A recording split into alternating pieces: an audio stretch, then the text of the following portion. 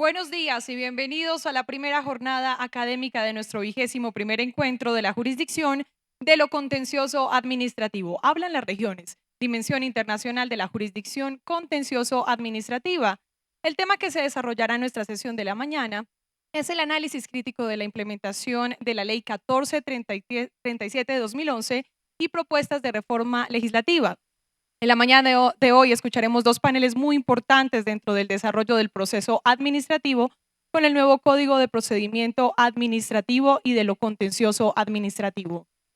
Se trata de dos disertaciones sobre la fase escrita y la audiencia inicial. Para eso entonces queremos saludar a todas las personas que a esta hora se conecten a través de nuestra señal streaming en www.canalinstitucional.tv y también en nuestra página web www.consejodestado.gov.co.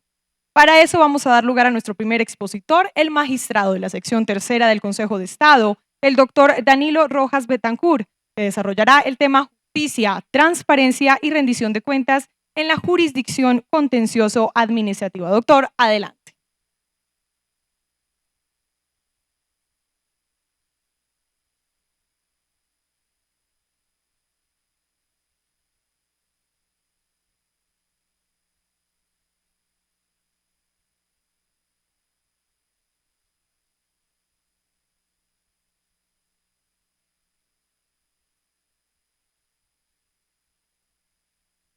Señor presidente del Consejo de Estado, doctor Rafael Vergara, señora vicepresidenta del Consejo de Estado, directora de este encuentro de la jurisdicción, doctora Marta Teresa Briceño de Valencia,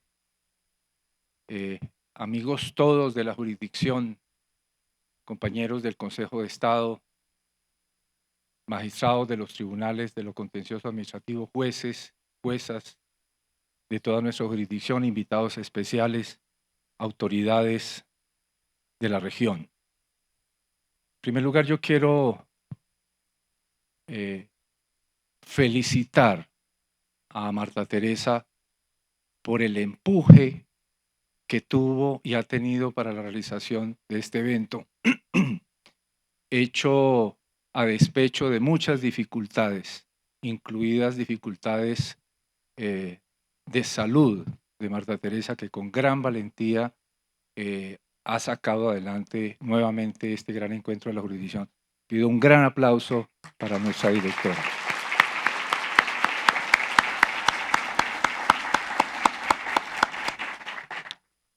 Y a manera de abrebocas, entonces, yo simplemente quiero contarles lo que viene haciendo el Consejo de Estado en materia de transparencia y rendición de cuentas. Quisiera dar noticia alegre de lo que se está haciendo al interior del Consejo de Estado en este tema.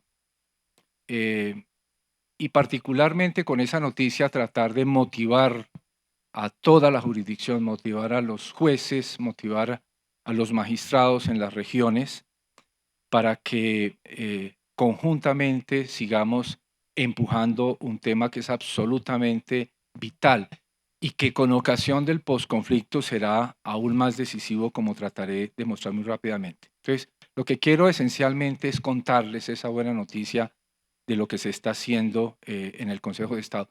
Ayer nuestro presidente en la instalación hacía referencia al tema, ha sido un gran impulsador, ha sido un gran animador.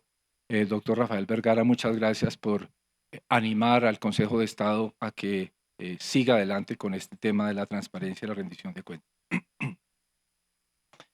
Pero antes de contarles esos detalles de lo que se está haciendo en el Consejo de Estado, voy a aprovechar estos minutos un poco para mostrar un carácter reflexivo breve sobre este tema de la transparencia y la rendición de cuentas. ¿Qué es lo que, por qué es tan pertinente y por qué es tan necesario que nosotros entremos en la cultura de la transparencia en la rama judicial, en el Consejo de Estado, en la jurisdicción, en la cultura de la transparencia y la rendición de cuentas?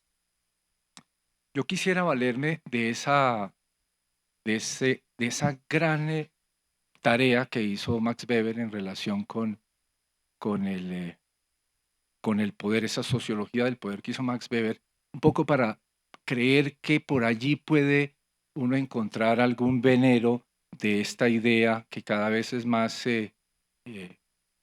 entronizada por parte de todos los jueces de la transparencia y la rendición de cuentas. ¿Por qué? ¿Por qué quisiera traer a Max Weber muy rápidamente? Ustedes recuerdan que en la sociología del poder, Max Weber identificaba tres formas de ejercicio del poder, una asociada con la tradición, otra con el carisma y otra con la burocracia, en donde por supuesto la tradición hacía referencia a todo este estado religioso premoderno, donde Moisés es como el ejemplo típico de lo que sería un ejercicio de poder carismático.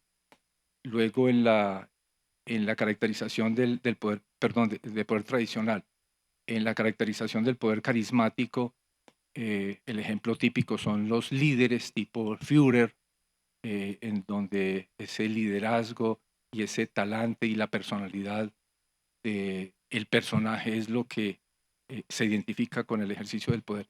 Pero los estados contemporáneos, particularmente, digamos, a partir de la conformación de los estados-nación, instituyen realmente en lo que consiste el poder a través del aparato burocrático.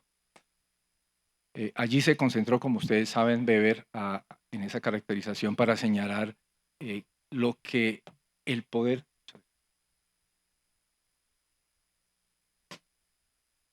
la manera como se caracteriza el poder actualmente a través de las burocracias. Y hace un estudio muy interesante que identifica paso a paso cómo se constituye una burocracia estatal, en donde son importantes las nociones de funcionario, es importante la noción de expediente, es importante la noción de especialización del funcionario, pero es particularmente importante la noción de secreto. La idea de secreto es parte constitutiva del ejercicio del poder a través de las burocracias.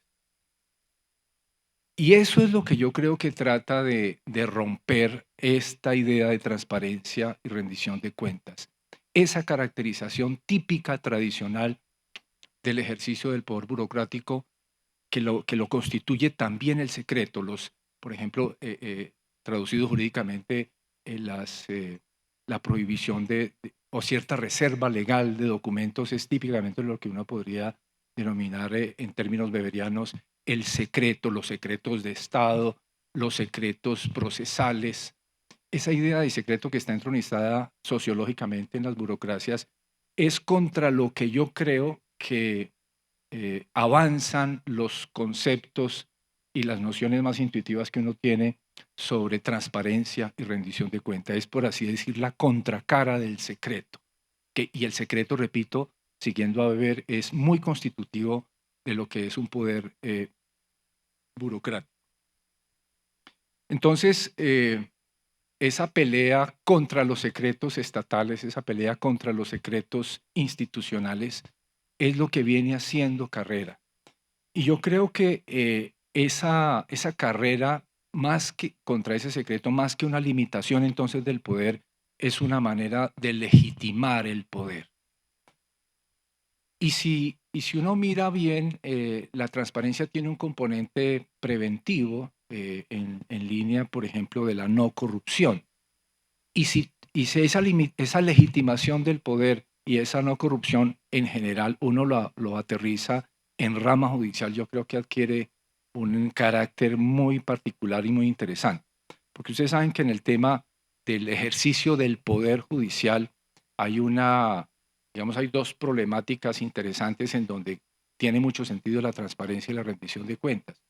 Una es el carácter contramayoritario del ejercicio de nuestro poder. Como recuerdan ustedes, especialmente la tesis desarrollada por Gargarella, muestra cómo nuestro poder es típicamente un poder contramayoritario, a diferencia de lo que suele ser el poder de los parlamentos, a diferencia de lo que suele ser el poder de las burocracias, del poder ejecutivo, suelen tener una legitimación política. En cambio, el poder judicial, salvo excepciones que no dejan de ser problemáticas, como lo ha demostrado la experiencia de la elección popular de jueces y magistrados en el Perú. Contaba, haciendo una digresión, contaba un magistrado del Perú que allí las elecciones la ganaba no el que fuera doctorado, sino el que usara un traje típico. Y ganó. El que mayor votación sacó en Bolivia fue un aspirante que usó el traje típico todo el tiempo, a diferencia de lo que fuera, por ejemplo, un doctorado en Derecho. Entonces, en general, el Poder Judicial es, como se ha señalado, un poder contramayoritario. Siendo entonces un poder, digamos, minado en términos de legitimación, allí tiene mucho sentido que nosotros hagamos, pensemos y entronicemos ejercicios de transparencia y rendición de cuentas. Y la otra razón, además de este carácter contramayoritario natural del ejercicio de nuestro poder judicial, es el papel del juez actualmente. Esto lo he señalado con ocasión de otras reflexiones, pero me parece que aquí es igualmente pertinente y funcional. ¿Por qué creo que, yo creo, y para todos es claro, que el papel del juez actualmente es un papel bien diferente a lo que era el papel del juez, digamos, hace 100, hace 200 años? Y entonces, ese nuevo papel del juez, que es esencialmente un juez mucho más poderoso, un juez mucho más vinculado socialmente, exige entonces casi que como un derecho ciudadano la transparencia y la rendición de cuentas. ¿Por qué ese papel del juez? Voy a recordar, como Aventura de Sousa, esencialmente esa transición, esa historia judicial que hace que actualmente el juez tenga mucho más poder de lo que tendría antes. Son básicamente tres razones por las cuales los jueces actualmente tenemos mucho más poder de lo que se tendría, digamos, hace 200 años, que uno podría sintetizar a través de un brocardo del tipo: de la boca de la ley a la garantía de los derechos.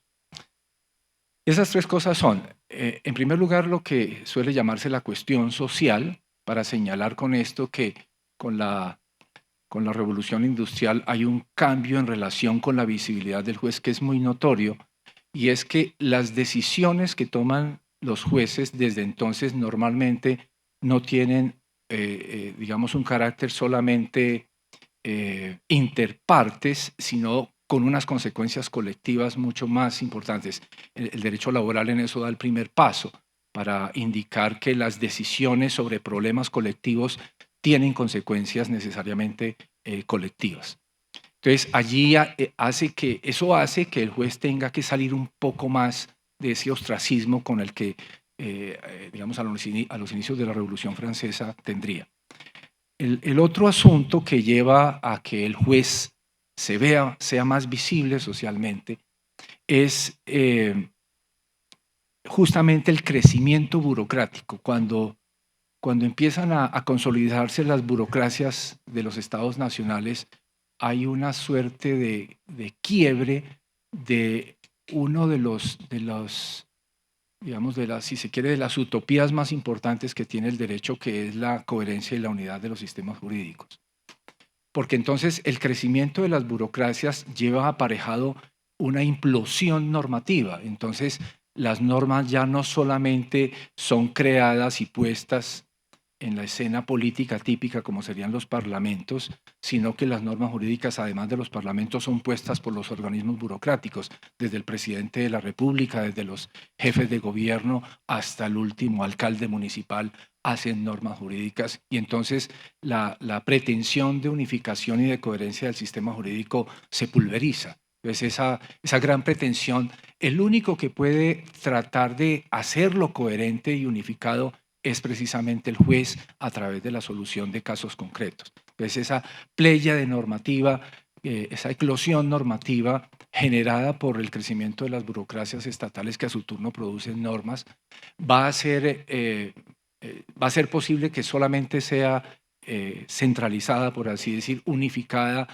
coherente a través del sistema judicial cuando el juez toma decisiones en casos concretos.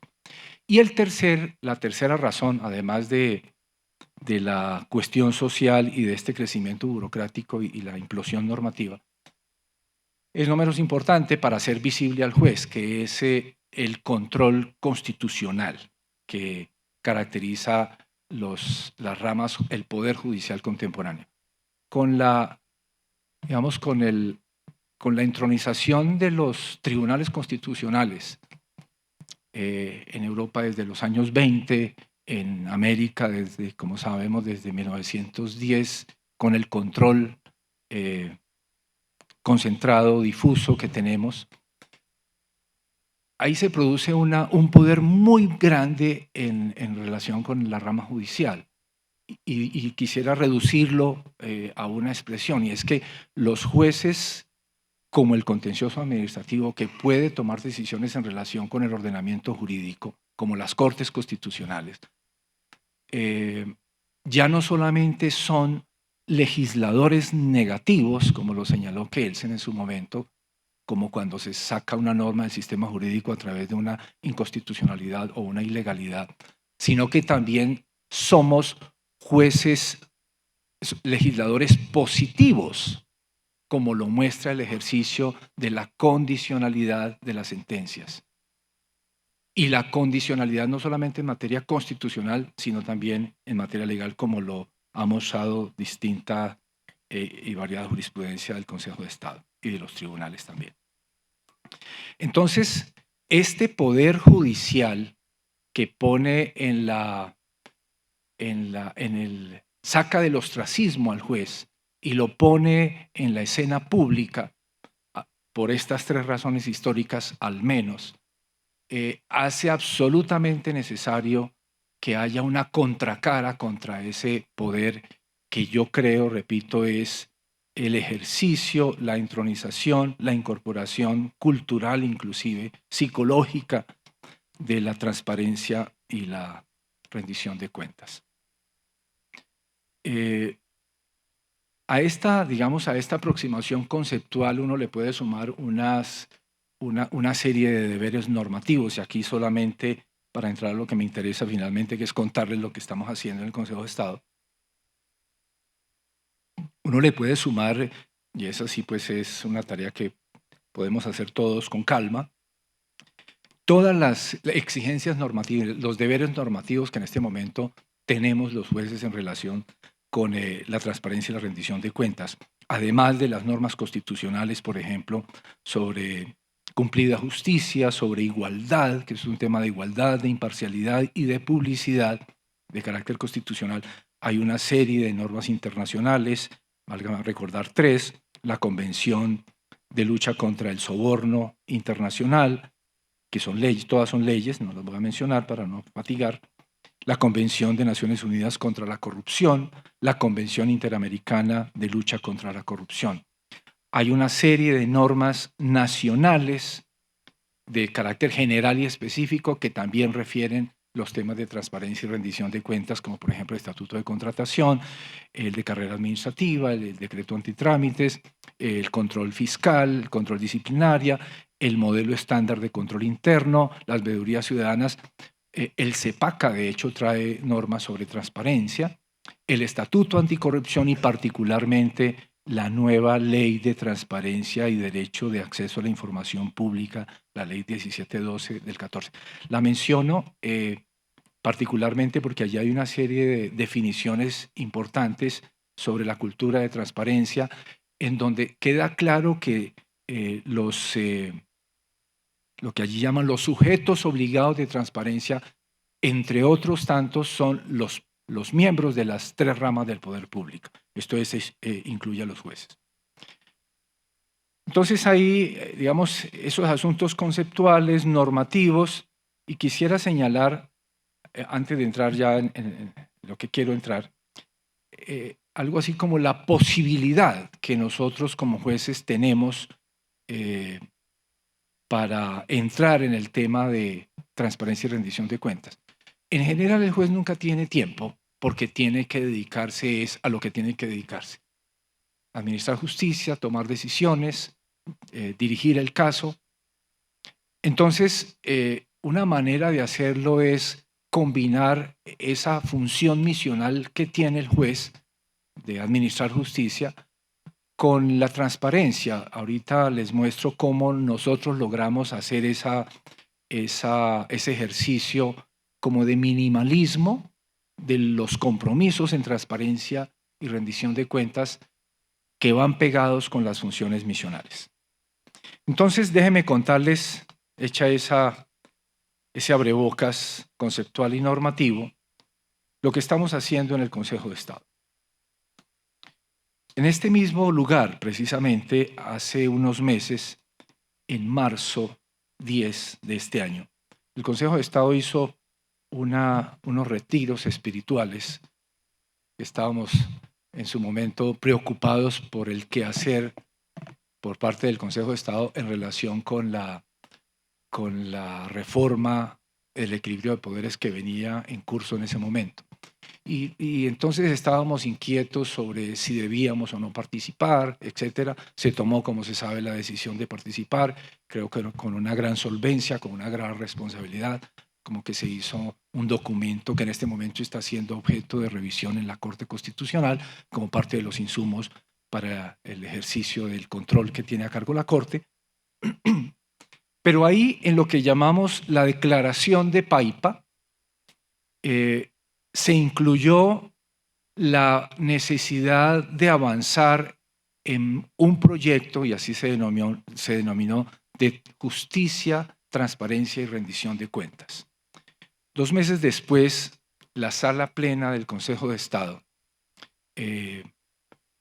recogiendo inquietudes reiteradas de muchos consejeros de Estado sobre el tema, preocupados por toda esa situación, a lo mejor incitados por toda esa situación de medios masivos y de ataques masivos en los medios a los que más entonces que ahora se veía abocado la rama judicial y el Consejo de Estado.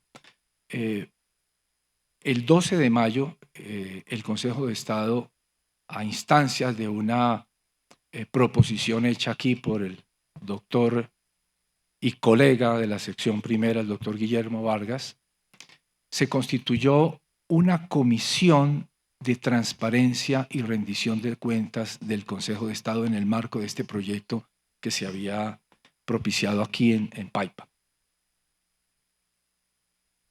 Esta comisión, que fue inmediatamente acogida por unanimidad, la está integrando, además de hay representantes de todas las secciones, además del doctor Guillermo Vargas, está el doctor Roberto Cerrato de la sección primera, de la sección segunda nos acompaña la doctora Sandra Ibarra, de la tercera, además del SUS que habla, el doctor Guillermo Sánchez, de la cuarta los doctores Jorge Octavio Ramírez y Hugo Bastidas, de la quinta la doctora Lucy Janet y toda la sala de consulta, con las puertas abiertas para ampliar su integración, por supuesto, presidida por el doctor Vergara como presidente, presidida por la vicepresidente de acuerdo con un reglamento que ya les cuento que está aprobado. Entonces, constituimos la comisión y luego, bueno, ¿y cómo qué hacemos con esto?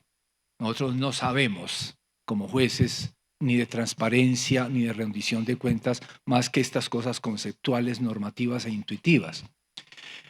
Entonces buscamos un poco a los que saben del tema y en una gestión nuevamente de Guillermo Vargas, hicimos un contacto con la Secretaría de Transparencia de la Presidencia de la República, que este año estaba formulando un plan de acción en el marco de la Alianza para el Gobierno Abierto. Les cuento entonces ese escenario.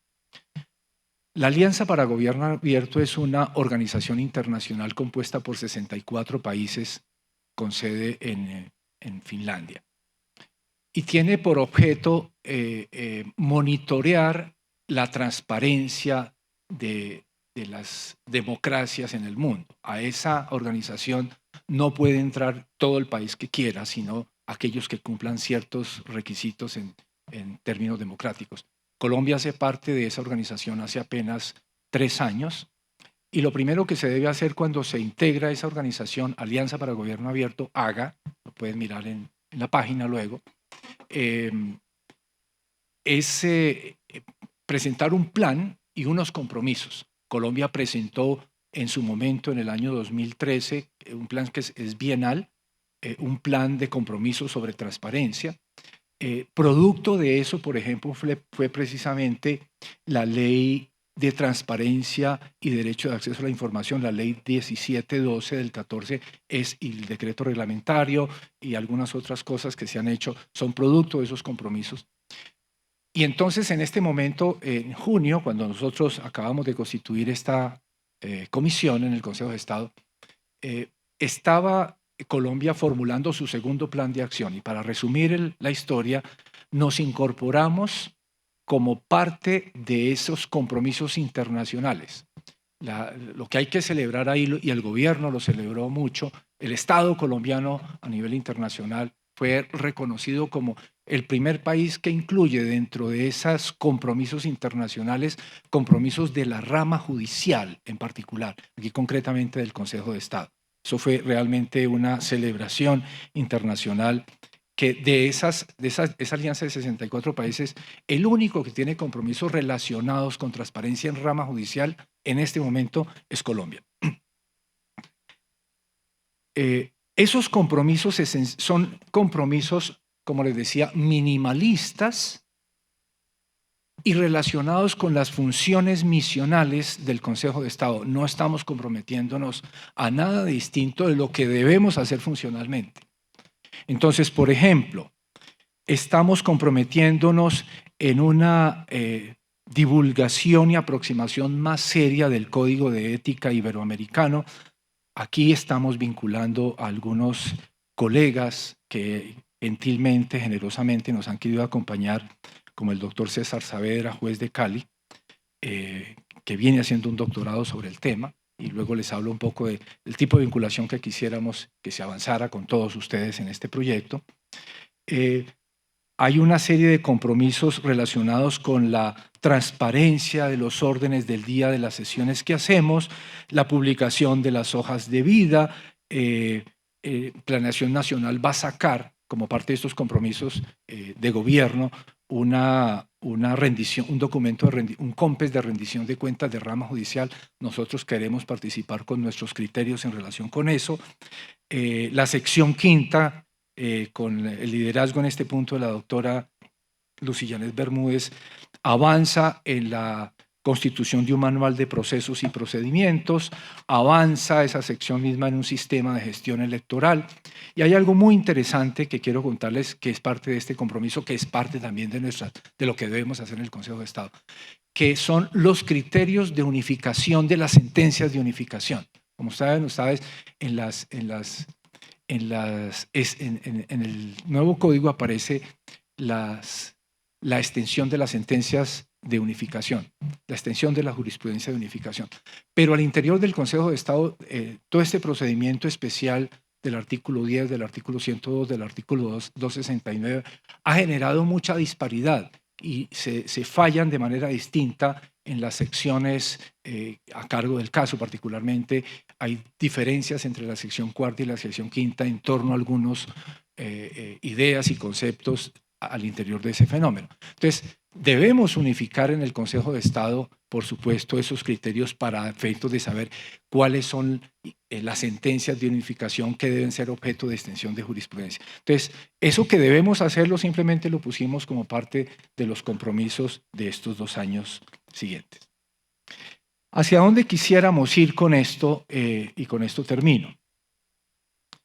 Quisiéramos entonces consolidar, la aspiración es, por supuesto, consolidar la Comisión de Transparencia y Rendición de Cuentas para cumplir con estos compromisos. Nos estamos reuniendo cada mes. Ya tenemos aprobado el reglamento de funcionamiento interno y queremos particularmente invitarlos a que se animen a este tipo de iniciativas. Estamos pensando eventualmente, sin perjuicio de otras ideas que puedan provenir de ustedes, en la creación de algo así como comisiones territoriales de transparencia y rendición de cuentas, para que puedan participar magistrados y jueces de las distintas regiones. Hemos soñado con que ejercicios de transparencia y rendición de cuentas en las localidades, ahora con ocasión del posconflicto, va a ser muy importante. ¿Cuál es la nueva burocracia del posconflicto y cuál es el nuevo control que la jurisdicción contenciosa administrativa puede y debe ejercer en relación con esa nueva burocracia que se institucionaliza en los próximos 30 años? Y entonces, ¿cómo debería ser el ejercicio de transparencia y rendición de cuentas? Allí queremos animarlos a que nos acompañen con sus iniciativas en ese punto, pero particularmente a través de la consolidación, ojalá a partir de este año, del año entrante o los próximos años inmediatos, en la constitución de esa comisión territorial. Nosotros queremos igualmente ser como el leitmotiv para que la rama judicial, no solamente ya la jurisdicción contenciosa, sino también la Corte Suprema y la jurisdicción ordinaria, la Corte Constitucional, se sumen a esta iniciativa porque tiene una veeduría internacional. Hay una organización con sede en Washington que va a ser la encargada de hacer el seguimiento a los resultados de los compromisos que nosotros hemos adquirido. Entonces, esa es la noticia que quería contarles. Estamos mirando cómo avanzamos y, repito, básicamente es invitarlos a que podamos trabajar en lo sucesivo juntos con este tema. A manera de conclusión de este ejercicio en el que se viene trabajando, quisiera contarles dos experiencias que a mí me parecen que son unos indicadores muy claros de buenas prácticas que paralelamente a los compromisos, en todo caso, la Comisión de Transparencia y el propio Consejo de Estado en esa nueva cultura viene animando, viene adelantando. Porque no solamente son los compromisos entonces, sino que hay que hacer una cultura de transparencia y rendición de cuentas. Déjenme contarles un ejemplo de buenas prácticas que están en esa línea y que vale la pena que los jueces y los tribunales piensen en ideas semejantes. El Consejo de Estado, muchas de las salas del Consejo de Estado, decidió, por ejemplo, que los conjueces, no debían ser miembros de la corporación, consejeros que hubiesen participado en la elección de los actuales consejeros. Yo creo que eso es un ejercicio, porque y eso se viene trabajando a partir de estas decisiones de la sala contenciosa sobre los casos Munar y Ricaurte, que dio origen a esta modificación del artículo 126 en la nueva reforma constitucional, como ustedes saben. Entonces allí hay digamos, un ejercicio de entronización en ese sentido. Incluso, que no me canso de resaltar, doctor Guillermo y señores miembros y colegas de la sección primera, una proposición aún mucho más audaz y mucho más interesante y retadora de la sección primera, que oficialmente aprobó que en la sección no solamente no se nombrarán conjueces a exconsejeros que hubieran participado en la elección de los actuales consejeros, sino tampoco se harán conjueces abogados litigantes que lleven casos en la sección. Me parece, digamos, una exacerbación muy interesante y un gran ejemplo a seguir. Y lo otro que quería contarles como parte de este ejercicio, y ahora sí cierro, Sergio, por favor, y es una buena nueva en este ejercicio de publicidad, de animarlos a ustedes a que participen. La sala plena del Consejo de Estado finalmente, también por unanimidad este año, decidió aprobar un viejo sueño que algunos de nosotros teníamos, incluidos algunos de ustedes, y es la revista electrónica de la jurisdicción de lo contencioso administrativo. Quisiera contarles que esa revista ya es una realidad. Ayer se subió ya y hoy quisiera contarles que es un hecho. Tenemos con el apoyo de Sergio Altamiranda, de la Presidencia de la República, el ingeniero de la Presidencia, se montó una revista muy amigable en donde quisiera motivarlos a que participen ustedes allí. Sergio, lo devuelve un poquito, por favor. Contarles, además de estas entrevistas que yo les voy a poner un ejemplo ahí, hay una entrevista, ustedes saben, el año pasado estuvo aquí en Colombia en nuestro anterior encuentro el maestro Robert Alexi. Nosotros le hicimos en el Consejo de Estado una entrevista Aquí ya ahorita escuchamos un pedacito para animarlos, pero también hay una entrevista a Manuel Atienza, el otro gran profesor de teoría jurídica que también no estuvo en el encuentro, pero estuvo por esa misma época en Bogotá el año pasado. Aprovechamos y lo entrevistamos. Entonces ustedes entran a la página y aquí abajo se encuentran con biblioteca. Ahí en biblioteca aparecen 3, 4 iconos, uno de libros, vale, echémosle una mirada, Sergio, a lo de los libros. Aquí en libros están ya digitalizadas las distintas publicaciones que actualmente, y se pueden bajar en PDF o se pueden bajar en Word para efectos de manipularlos académicamente. Estos libros ya se pueden consultar. Vuelve atrás, por favor. Y en el otro enlace está el de revista. Ahí en el de revista quisimos dejar la primera revista, la llamamos la revista Cero, hace 3 años que la lanzamos en Manizales, si recuerdan ustedes, pero hubo dificultades de distinto orden y esa revista nunca pudo avanzar. Finalmente ya la tenemos, ahora, pero la vamos a dejar ahí como una constancia histórica. Pasemos a la otra, por favor, Sergio. La actual revista, la número 1 oficialmente con la aprobación de Sala Plena, entonces hay una serie de colaboradores, entre otros está el artículo miremos los artículos, por favor. Está el artículo del profesor Alexi. Ese artículo de Alexi es muy importante. Es la primera vez que Alexi hace, y esa es una novedad mundial, por así decir, que hizo una reformulación de la fórmula del peso. Nos autorizó esa publicación y él lo está haciendo internacionalmente en la versión en inglés. Está un artículo muy interesante de Manuel Atienza y hay una serie de colaboradores que son ustedes. Hay jueces y magistrados que escribieron de asuntos del código, escribieron de distintos temas relacionados con el derecho público y el derecho constitucional en general. Y la novedad son las entrevistas. Yo quisiera que le echen una mirada, una escucha en ese sentido a las entrevistas. Escuchemos un pedacito para que vean simplemente el formato, por ejemplo, de la entrevista bueno, está la de Alex, la de Libardo Rodríguez, por favor. Esa última. Bueno, esa de Alex, entonces un momentico, pero está en inglés, ¿no? Después se piensa traducir.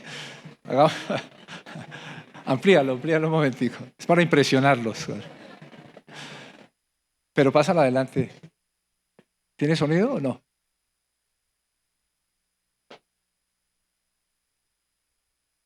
Bueno. Ahí están las 3 entrevistas. Normalmente, por ley de Murphy, no se debe oír.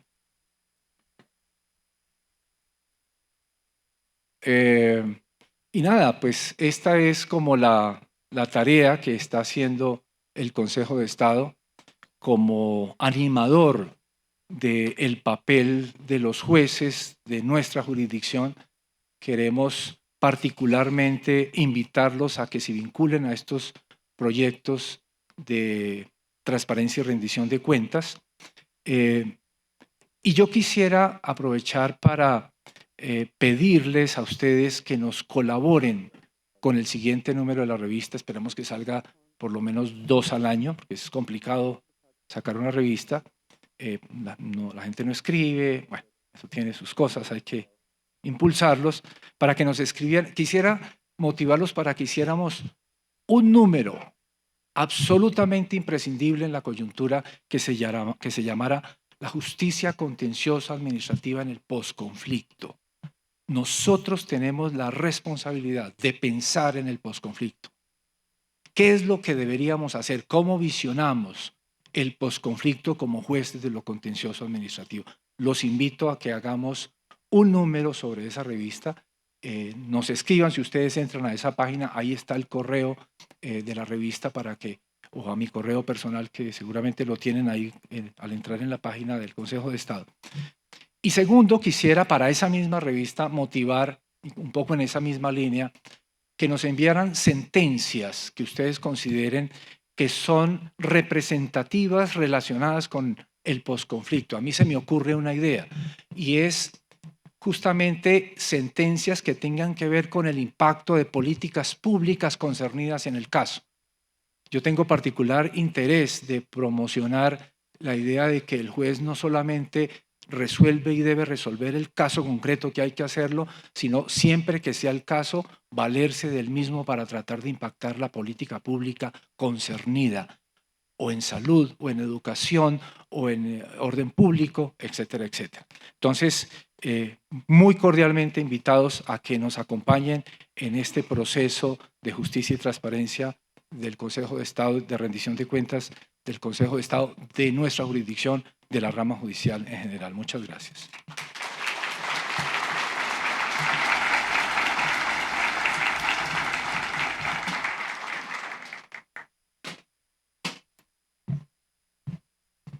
Bien, pues muchísimas gracias al doctor Rojas por tan excelente exposición que permitió dar cuenta del trabajo que viene realizando el Consejo de Estado en materia de transparencia y rendición de cuentas.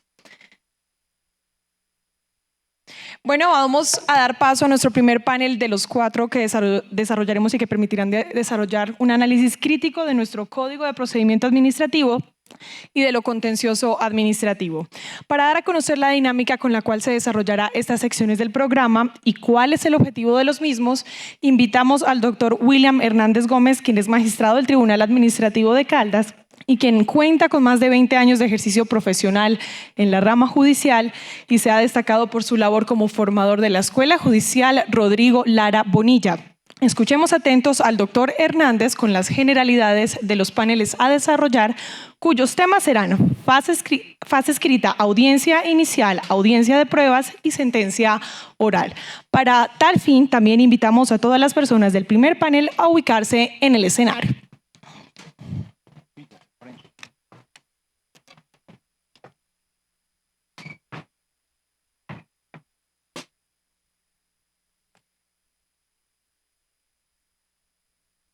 Un cordial saludo para el distinguido auditorio, con la venia del presidente y la vicepresidenta del Consejo de Estado.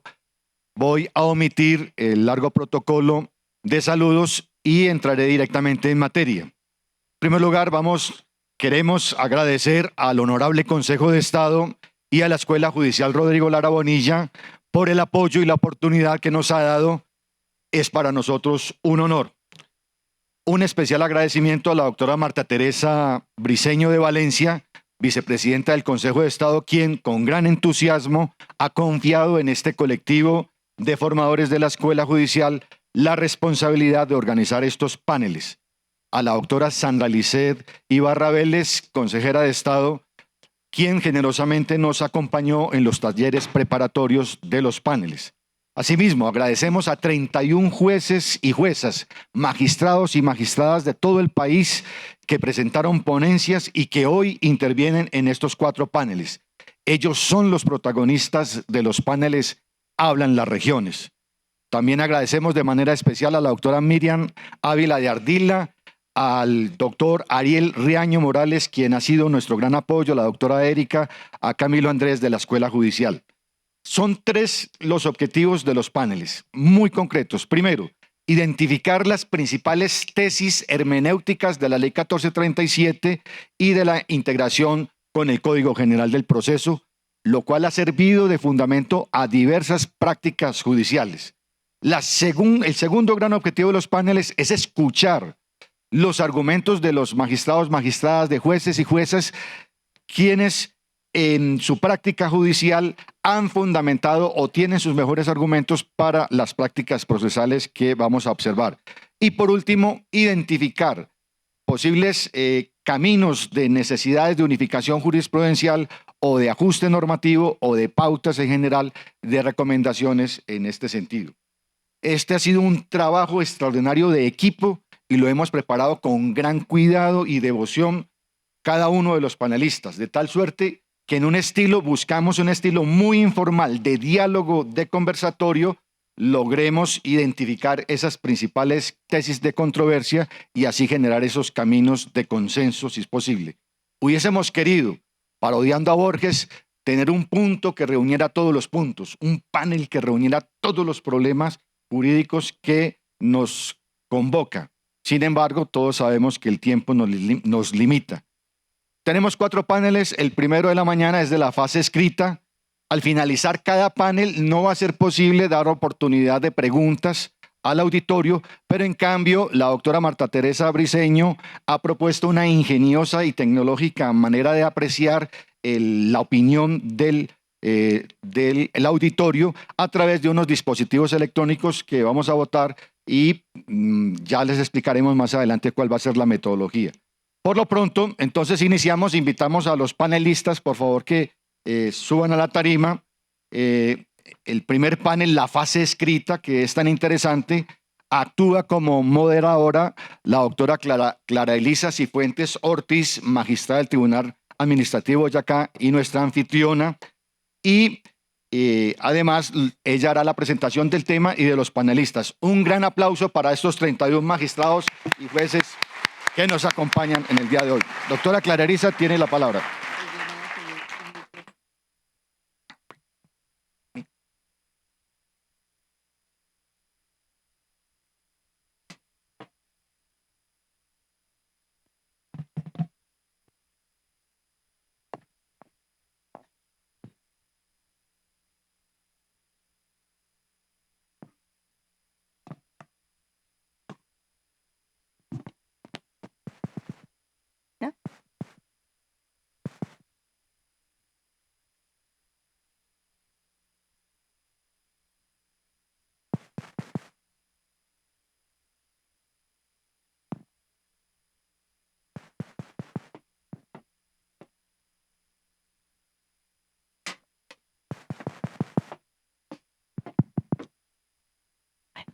Buenos días a quienes de manera muy amable han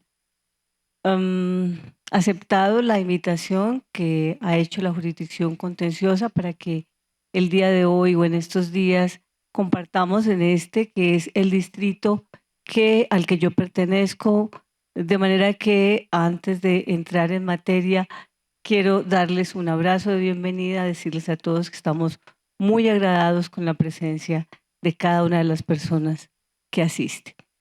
Tal como lo ha señalado William, esta es un panel, pues una actividad que viene elaborándose de tiempo atrás y que ha generado, digamos, preguntas al interior de un grupo de magistrados y magistradas y a su vez nos ha permitido escuchar a las regiones para saber qué piensan, cómo se está haciendo la práctica, porque finalmente hemos ido en el aprendizaje entre el acierto y el error.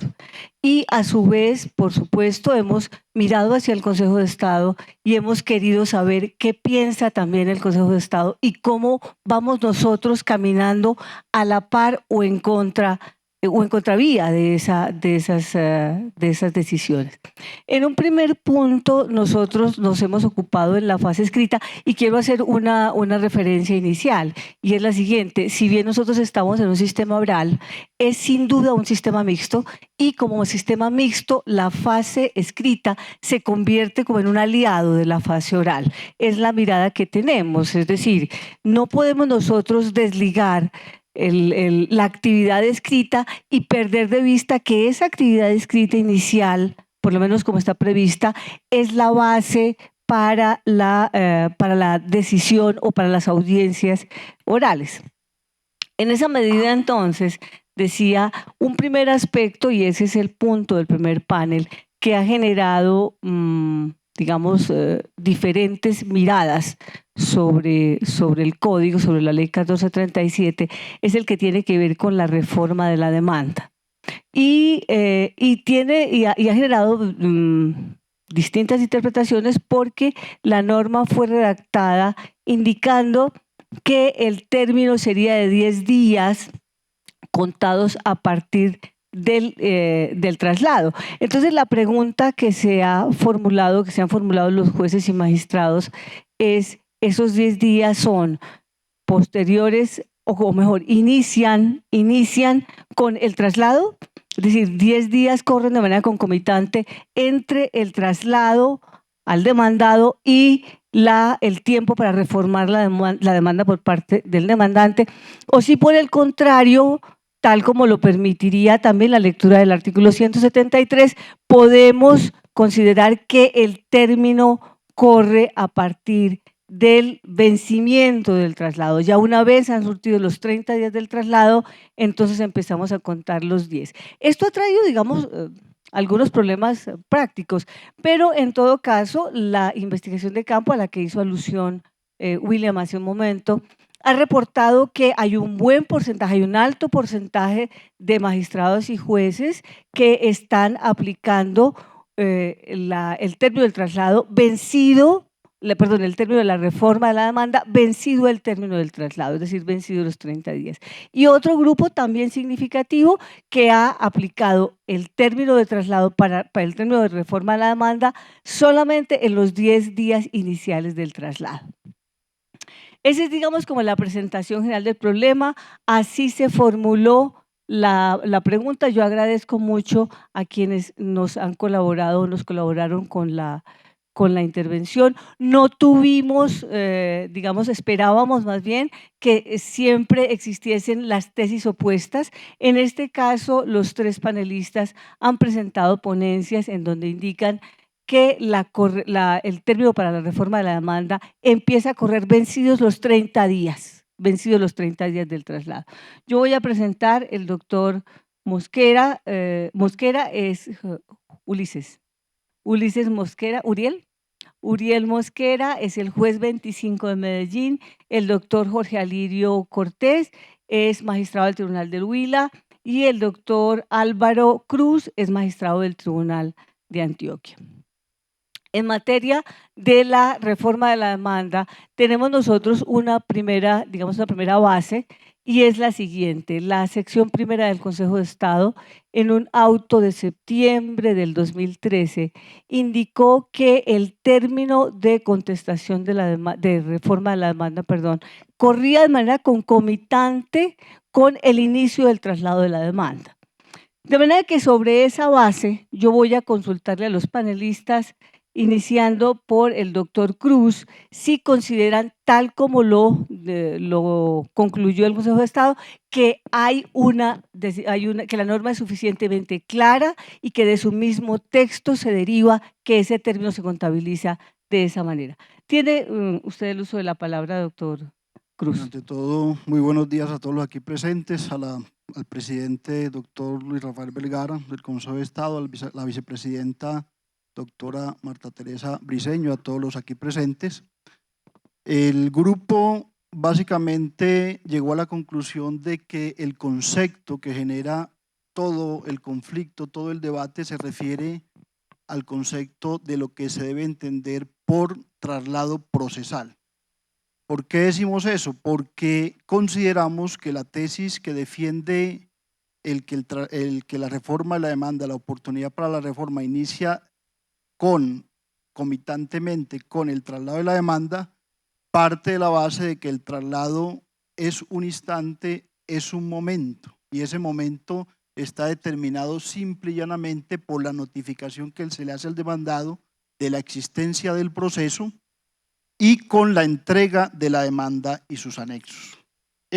Y partiendo de esa base, consideran que como con la notificación y la entrega de la demanda y sus anexos ya hay traslado, es lógico que de acuerdo a lo dispuesto por el artículo 173, si allí hay traslado, se empiezan a contabilizar los 10 días que tiene el demandante para reformar su demanda. Es decir, perdón, doctor Cruz, sí. Es decir, que el problema, a su juicio, el problema que contiene la norma, el problema interpretativo estaría en el concepto de traslado. En el concepto de traslado es un problema básicamente semántico, del fijar el sentido y alcance de lo que se entiende por traslado procesal. Para la tesis, contraria a la nuestra, se fundamenta en el que el traslado básicamente es notificación más entrega de demanda y sus anexos. No compartimos esa tesis porque hemos consultado los doctrinantes del derecho procesal y los diccionarios de derecho y jurídicos, donde se define el traslado como el acto procesal mediante el cual el juez comunica la existencia del proceso al demandado, le entrega la demanda y los anexos para que sea conocidos los hechos y pretensiones por el demandado, pero además, y lo más importante del traslado para el grupo, es que se le da la oportunidad al demandado de responder, de impugnar y pronunciarse sobre los hechos, pretensiones y fundamentos y argumentos de la demanda. Esa última parte, esa última función del traslado la omite la primera tesis y por eso decimos que no estamos de acuerdo con esa tesis, porque además conllevaría a un problema y a una interpretación inconstitucional porque violaría el artículo 29. Todos sabemos que elemento importante del debido proceso es el derecho de contradicción. Y ese derecho de contradicción se ejerce por el demandado ¿cuándo? Cuando se le da un plazo para contestar la demanda. No es suficiente con simplemente entregarle la demanda a los anexos y notificarle la existencia del proceso al demandado. Es necesario además darle la oportunidad de pronunciarse sobre esa demanda. Discúlpeme, doctor Cruz. Si en esa perspectiva han vencido el término del traslado y entra el proceso a su despacho, ¿cómo hace usted para fijar la audiencia inicial dentro de los 30 días siguientes? ¿Qué lectura hace entonces usted a esa indicación del artículo 180 que le da un término para fijar, para establecer la fecha de la audiencia inicial? Correcto, doctora Clararisa. Ese es otro fundamento que se ha dado para la tesis contraria a la nuestra, donde parten de la base de una interpretación demasiado exegética y literal del artículo 180, donde se establece que el juez programará la audiencia inicial dentro del mes siguiente al traslado de la demanda. Fíjese y verá que el artículo solamente habla del traslado de la demanda y no del traslado de la reforma de la demanda. De esa aparente omisión que ha hecho el legislador, la tesis contraria sostiene que como la etapa inmediatamente anterior a el mes de la audiencia inicial es el traslado de la demanda y no el traslado de la reforma de la demanda, quiere decir que necesariamente la reforma de la demanda hay que hacerlo al inicio del traslado de los 30 días que tiene el demandado para contestar la demanda. Esa interpretación no la compartimos porque es una interpretación demasiado literal, apegado al texto literal de la norma, y más bien decimos que cuando el legislador se refiere a que el mes para organizar, programar la audiencia inicial o celebrar la audiencia inicial mejor, se refiere a que se empieza a contar a partir del vencimiento de la demanda, es de la demanda original, genuina, inmaculada o intocada, y de la demanda reformada o mejorada o a la que se le ha hecho su respectiva cirugía plástica jurídica. Perdóneme, le interrumpo. Entonces, concretando su intervención, uno diría que a su juicio el sentido de la ley no es claro y hay que interpretarlo. Es decir, el criterio gramatical no sería suficiente para ir a ese punto, ¿cierto? Para llegar a esa conclusión de cuándo se inicia el término del conteo. Pero perdóneme, yo voy a continuar con el contenido de la providencia del Consejo de Estado que ha concluido ese término de corrección, de reforma, precisamente porque usted hace referencia a cuál sería el sentido, qué se buscaría. Y entonces yo diría, si de acuerdo con la providencia del Consejo de Estado, precisamente el que el demandado corrija la demanda, reforme la demanda, el que el demandante reforme la demanda, una vez que la conoce, rompería con principios de lealtad y buena fe. Doctor Mosquera, ¿usted qué consideraría al respecto? Gracias, doctora. Buenos días a todos. Efectivamente, pues el concepto que maneja el Consejo de Estado en esa decisión se refiere precisamente a que se violaría el principio de la lealtad y el principio de la buena fe. Contrario a ello, pues el argumento que se ha manejado por estos panelistas para defender la posibilidad de que la reforma de la demanda se haga vencido los 30 días del traslado para la contestación mejor, se fundamenta precisamente en que si el desarrollo del proceso actualmente tiene que ver precisamente con la posibilidad de que se respeten esos derechos y que se tenga conocimiento de la postura que tiene cada una de las partes, es evidente que de manera sucesiva, pues si se va a conocer el contenido de la demanda, la parte demandada tiene la posibilidad de conocer de conocerla y obviamente si hay una reforma, pues cuando ya esta solicitud de reforma o edición de demanda se presente teniendo en cuenta la respuesta que dio el demandado.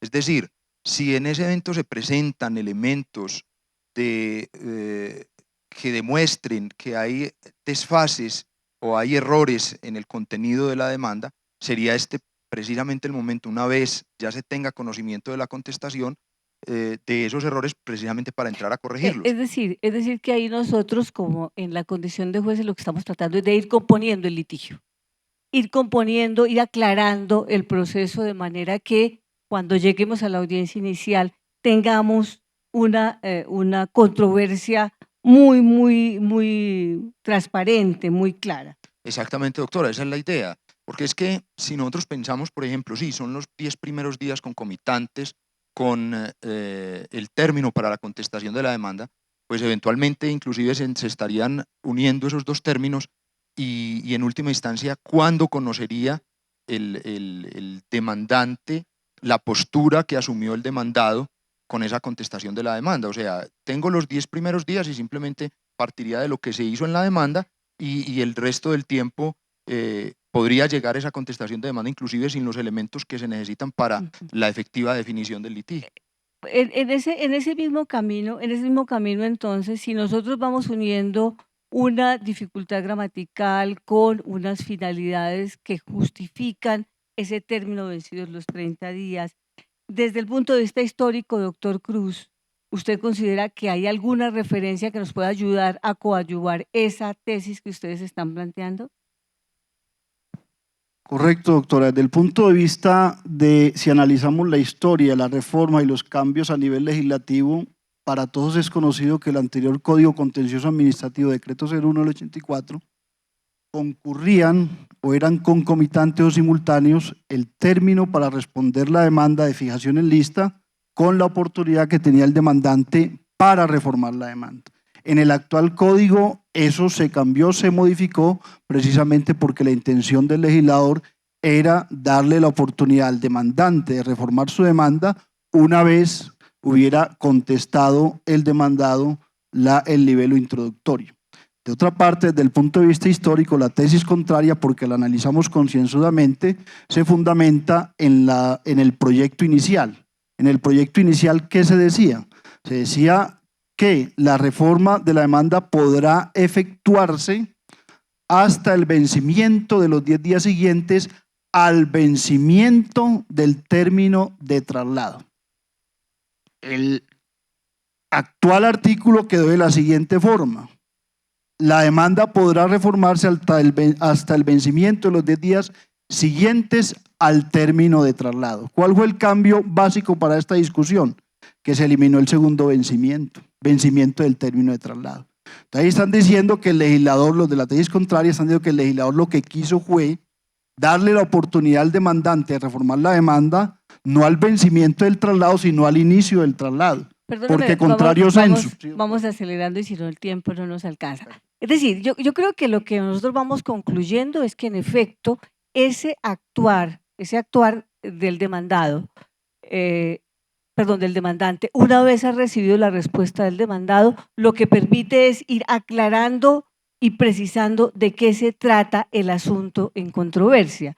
En esa medida, entonces, si nosotros tenemos dentro del procedimiento de la primera instancia, tenemos un momento de excepciones, un traslado que además es un elemento nuevo dentro del procedimiento, ¿no? Ese traslado de excepciones, que da oportunidad al demandante de pronunciarse sobre la forma como está planteada su demanda, qué le dijo el demandado frente a su demanda. De igual manera, en un momento del litigio, de la fijación del litigio, cuáles son realmente las cosas que están en controversia, cuáles hechos, cuáles pretensiones, etcétera.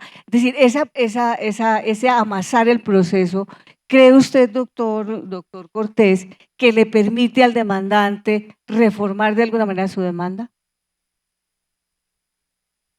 Hola. Muy buenos días. Agradecimiento a los anfitriones.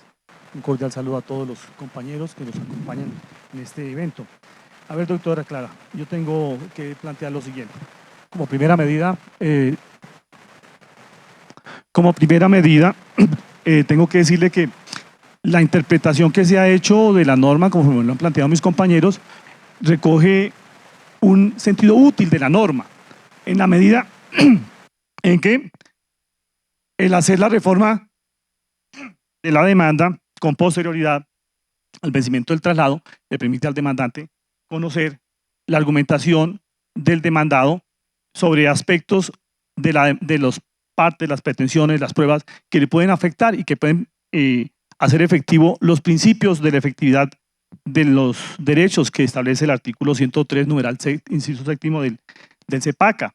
Si ese es el fin del procedimiento, pues por consiguiente el hecho de que se pueda conocer anticipadamente la posición de ambas partes de manera concreta y de manera consolidada. Pero ya saltando a otros momentos del procedimiento. Listo, saltando al doctora. momento de las Entonces, eso hace o de la fijación del litigio. que cuando el demandante conteste y proponga excepciones, pues le va a permitir el demandado proponga excepciones, le va a permitir al demandante que los vicios formales los pueda subsanar y los vicios de fondo que sean constitutivos de excepciones de mérito también lleve algunos elementos para que se consolide el litigio de manera adecuada, para que la resolución del derecho sea efectiva. Entonces, la proposición o la contestación de las excepciones va a permitirle al demandante subsanar algunos aspectos de la demanda en torno a lo que plantean las excepciones. Igual ocurre con la fijación del litigio. O sea, perdón, que uno iría, digamos, leyendo un poco esas normas, uno iría pensando que en efecto no es solamente el primer momento de que se traba la relación, aquel en que la parte demandante puede pensar en reformar su demanda, sino también avanzamos a las excepciones y quizá a la fijación del litigio. Sí, doctora, en las excepciones, la contestación de las excepciones le da al demandante una nueva oportunidad de pedir pruebas y argumentar hechos en torno a lo que plantean las excepciones. Y en la fijación del litigio lo que hace es que ya van definitivamente consolidados los argumentos fácticos y probatorios que van a permitir al juez que fije claramente, enfáticamente y precisamente cuál es el tema de todo el proceso, hacia dónde va a dirigir el esfuerzo judicial. Miremos un aspecto, por ejemplo, el de las partes. Si la excepción propuesta es la de falta de conformación del litisconsorcio necesario, yo adiciono una parte cuando, como demandante, digo, sí señor, usted tiene razón. Sí, estamos Sí, de correcto, acuerdo. correcto, ¿Cierto? estamos de Conforme al acuerdo. 101 o al procedimiento del 101 del Código General del Proceso. De manera que ahí estoy de alguna manera reformando también la demanda. Y si en un momento determinado hay una indebida acumulación de pretensiones, se propone como excepción la indebida acumulación de pretensiones, ¿puedo yo reformar las pretensiones?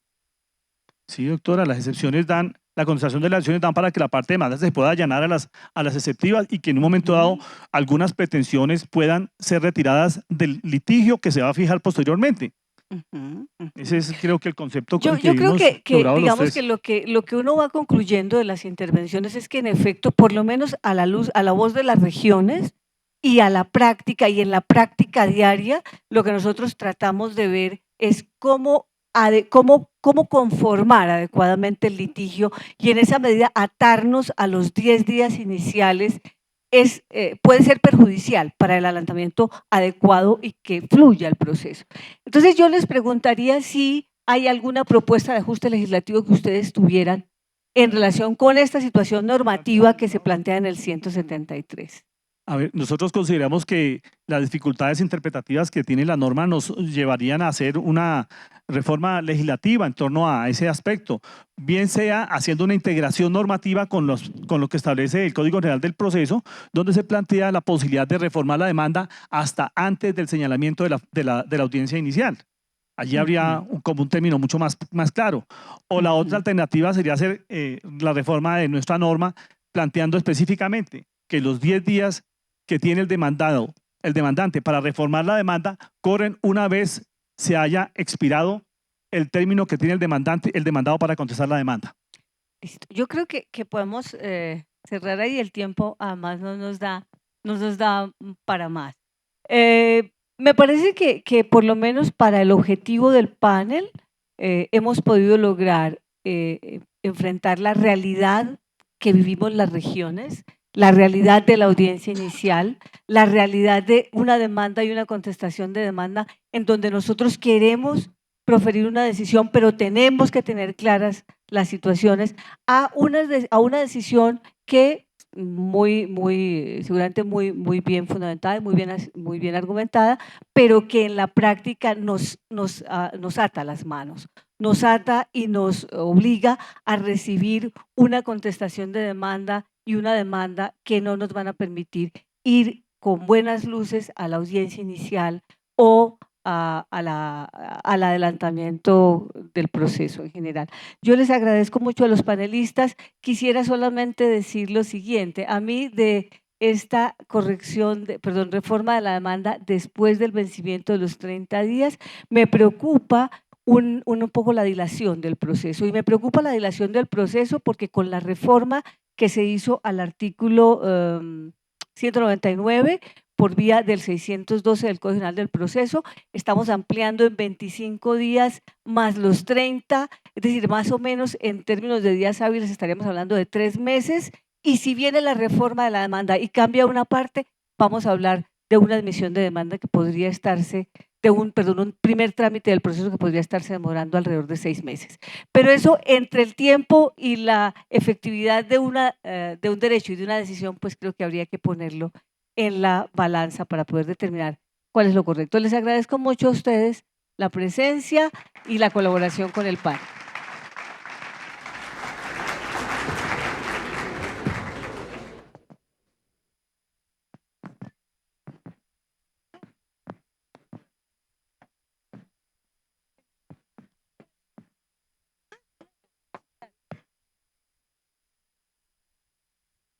Bien, y hemos llegado a un momento muy interesante de nuestra jornada y es el momento de la jurisdicción responde. Quiero saber si ya todos nuestros asistentes tienen sus aparatos electrónicos. Bien, a tal modo entonces solicitamos a la logística poder proveer de los aparatos electrónicos faltantes. Y es que esta dinámica busca captar la opinión de todo nuestro auditorio respecto a los temas desarrollados durante este primer panel denominado la fase escrita. Para este momento quiero invitar nuevamente al doctor William Hernández Gómez, quien es magistrado del Tribunal Administrativo de Caldas, quien nos va a explicar la metodología y a anunciar las preguntas que posteriormente nuestro auditorio responderá. Así entonces, doctor William, nuevamente lo invitamos aquí al escenario para dar la respectiva explicación.